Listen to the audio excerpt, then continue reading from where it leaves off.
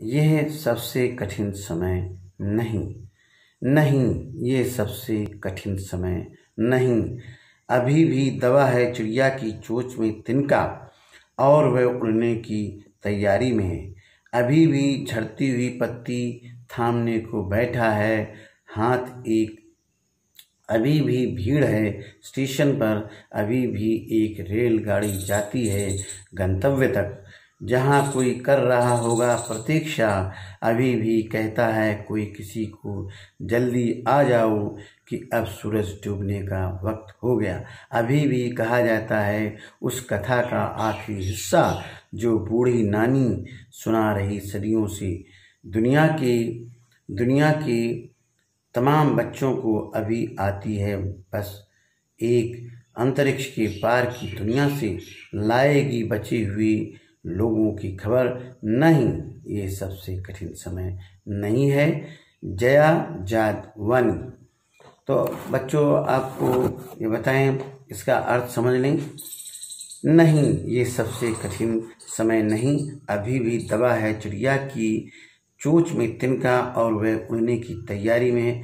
अभी भी झड़ती हुई पत्ती थामने को बैठा है हाथ एक। अभी भी भीड़ है स्टेशन पर, अभी भी एक रेलगाड़ी जाती है गंतव्य तक। चिड़िया पक्षी तिनका घास का दूब, झरना गिरना पत्ती, पत्ता थामना पकड़ना, गंतव्य पहुंचने की जगह। भावार्थ, ये पंक्तियां सबसे कठिन समय नहीं नामक कविता से ली गई हैं, जिनकी कवयित्री श्रीमती जया जादवानी जी हैं। इन पंक्तियों के माध्यम से कवयित्री जी कहती हैं कि जीवन में सुख दुख आते जाते हैं, मुसीबतें तो आती हैं, पर हमें घबराने की ज़रूरत नहीं है। धैर्य से काम लेना चाहिए, साहस के साथ उनका मुकाबला करना चाहिए। इस सिलसिले में निम्न उदाहरण दे रही हैं। उजड़ा हुआ घोंसला फिर से बनाने के लिए चिड़िया अपने मुंह में तिनका दबाकर उड़ने की तैयारी में है। पेड़ से गिरने वाले पत्ते को पकड़ने के लिए एक हाथ तैयार है। स्टेशन पर भारी भीड़ है, अभी भी गंतव्य तक पहुंचाने के लिए एक रेलगाड़ी तैयार है, जहां कोई कर रहा होगा प्रतीक्षा।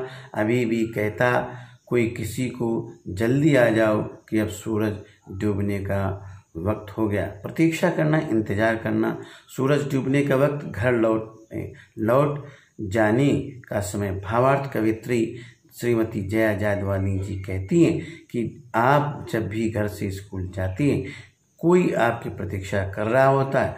सूरज डूबने का समय भी आपको खेल के मैदान से घर लौट चलने की सूचना देता है कि घर पर कोई आपकी प्रतीक्षा कर रहा है।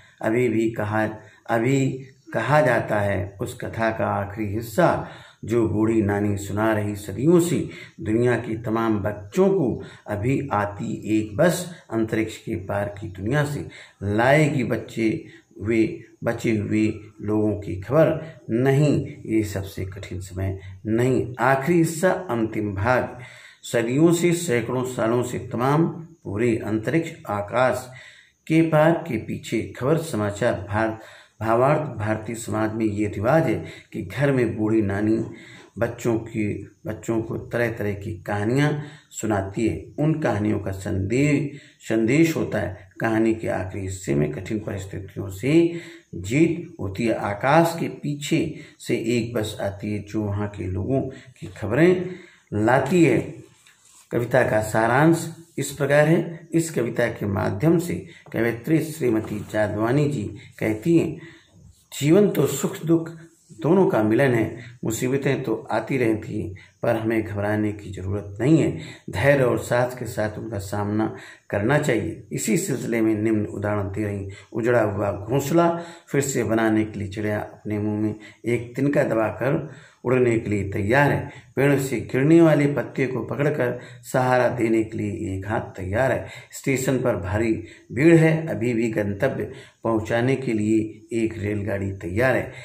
आप जब भी घर से स्कूल जाते हैं तो घर पर कोई आपकी की प्रतीक्षा करता होता है। सूरज डूबने का समय भी आपको खेल के मैदान से घर वापस आने के लिए कहता है। भारतीय समाज में ये रिवाज है कि घर में बूढ़ी नानी बच्चों को तरह तरह की कहानियाँ सुनाती है। उन कहानियों का संदेश होता है, कहानी के आखिरी भाग में कठिन परिस्थितियों से जीत होती है। आकाश पीछे से एक बस आती है जो वहाँ के लोगों की खबरें लाती है। ये कठिन समय नहीं है बताने के लिए कविता में कौन कौन से तर्क दिए गए। उजाड़े गए घोंसले का निर्माण चिड़िया फिर से करना चाहती है। गिरते हुए पत्ते की मदद करने के लिए एक हाथ तैयार है। स्टेशन पर भारी भीड़ है, फिर भी गंतव्य तक पहुंचाने के लिए एक रेलगाड़ी तैयार है। कठिन समय में भी हमारी मदद करने कोई ना कोई रहेगा ही, हमें निराश होने की ज़रूरत नहीं है। चिड़िया चोंच में तिनका दबाकर उड़ने की तैयारी में क्यों है, वो तिनकों का क्या करती होगी, लिखिए।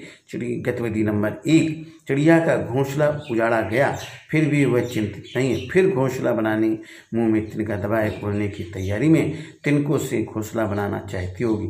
कविता में कई बार अभी भी का प्रयोग करके बातें रखी गई। अभी भी का प्रयोग करते हुए 3 वाक्य बनाइए और देखिए उनमें लगातार निरंतर बिना रुके चलने वाले किसी का भाव निकल रहा है। गतिविधि नंबर 2 या नहीं। अभी मजदूर अभी भी काम करने लगा लगातार। किसान अभी भी खेती करता रहेगा निरंतर।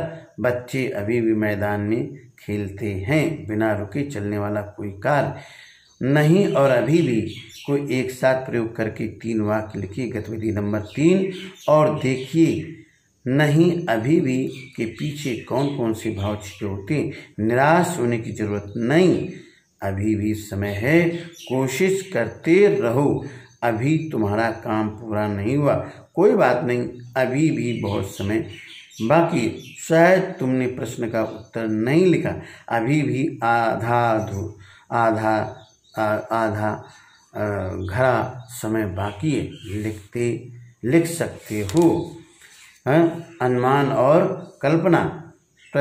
अंतरिक्ष के पार की दुनिया से क्या सचमुच कोई बस आती है? खतरों के बाद भी बचे हुए लोगों की खबर मिलती है। आपकी यह बात झूठ है या सच? यदि झूठ है तो कविता में ऐसा क्यों लिख दिया गया? अनुमान कीजिए, सच क्या है उसके बारे में लिखिए। अक्सर बूढ़ी नानी दादी बच्चों को परियों से संबंधित कल्पित कहानी सुनाती है जिसके माध्यम से नैतिक मूल्यों का पाठ पढ़ाया जाता है। इस कविता में वर्णित बस भी ऐसी ही कोई कल्पित चीज है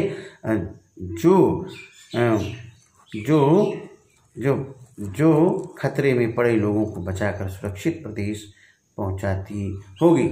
बहुत बहुत धन्यवाद। मैं डॉक्टर संतोषी लाल कमल आपको ये सबसे कठिन समय नहीं है के बारे में जानकारी दी। बने रहिए नेक्स्ट वीडियो में, और यदि आपने चैनल सब्सक्राइब नहीं किया है तो कर लें ताकि आपको नए नए नोटिफिकेशन तुरंत मिल जाएं। मैं वीडियो अपलोड करता हूं आपके लिए और आपके समस्त जनों के लिए। बहुत बहुत धन्यवाद। बने रहिए डॉक्टर संतोषी लाल कमल।